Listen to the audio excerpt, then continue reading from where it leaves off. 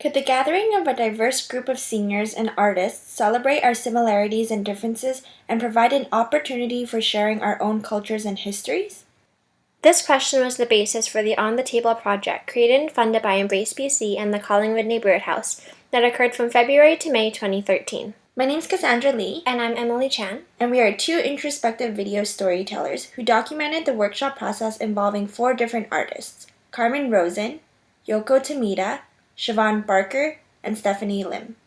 Each artist held 4 workshops with seniors of the Renfrew community to design original tablecloths from pieces of their personal memorabilia for the Collingwood Neighbourhood House.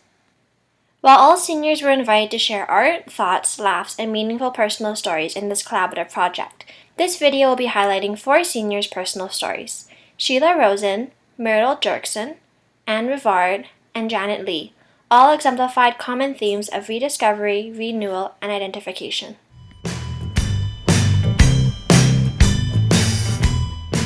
Artist and facilitator Carmen Rosen enlightened seniors with her knowledge of natural cloth dyes and was able to develop the group's strengths, passions, and skills through her ability to compromise and showcase flexibility.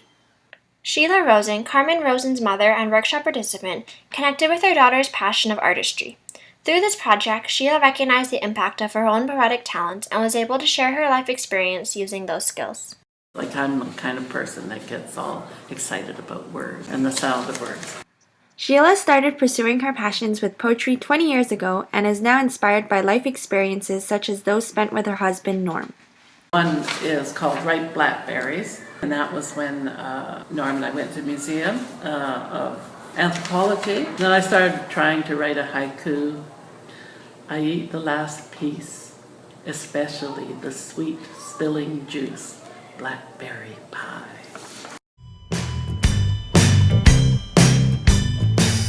Stories of connection to the community were expressed through artist, poet, and facilitator Siobhan Barker's workshop. Siobhan encouraged the seniors to reflect upon their own personal histories by choosing a West African Adinkra symbol that resonated with their values. Siobhan's storytelling techniques initiated friendships and created a space for seniors to discover their own hidden talents. Janet Lee, for example, was able to share her story of how art has transformed her life. The starting of how I got into this painting hobby, it was after my husband suddenly died in 1990 in his sleep.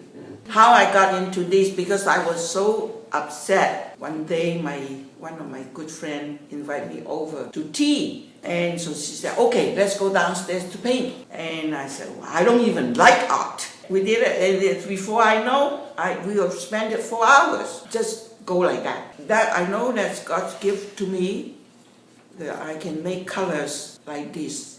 Because of his death, I was determined. I want to leave something behind this world when I die, like a painting.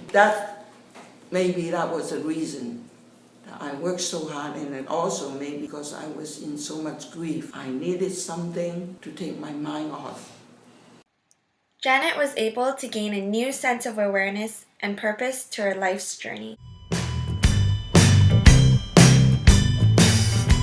Artist Yoko Tamita's workshops focus on the past as a solid foundation that led towards personal growth and inspiration. Reflecting on themes of tradition and hands-on skills, Yoko encouraged the use of Japanese techniques such as shishiko embroidery and shibori dyeing. Seniors like Myrtle Dirksen brought in her own pieces that she beautifully created as a young girl at 5 years old, and immediately resonated with the sashiko embroidery as it reminded her of her past values and art in her family. We were not able to purchase fabrics at that time because financially we were not able. We used things like flour sacks, sugar sacks. They were bleached out and then they were used as fabrics. And then some of them were embroidered and a lot of fancy things put on because they were very valuable.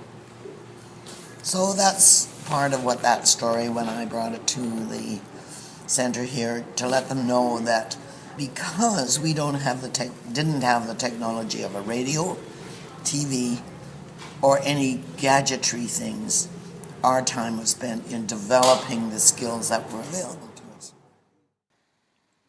Myrtle's sense of belonging to her community allowed her the ability to share her valuable customs and beliefs. Stephanie's workshops use the anti-racism medicine wheel as the basis for their tablecloth theme, focusing on the use of gradients of the 4 colors to represent diversity even within cultures. The participants filled in the spaces with photos and important documents as a way to give fuller dimension to the medicine wheel and to show that cultures are made of diverse people and their stories. Anne Rivard was inspired by her fellow senior stories and shared her family experiences with a theme of acceptance and perseverance. When my daughter was born, I had to give her up for adoption. So there was a home in South Burnaby. It was an unwed mother's home. And I went there in May, and then I had my daughter in August. I've known her for 32 years now. But I wrote the story hoping to help, other people.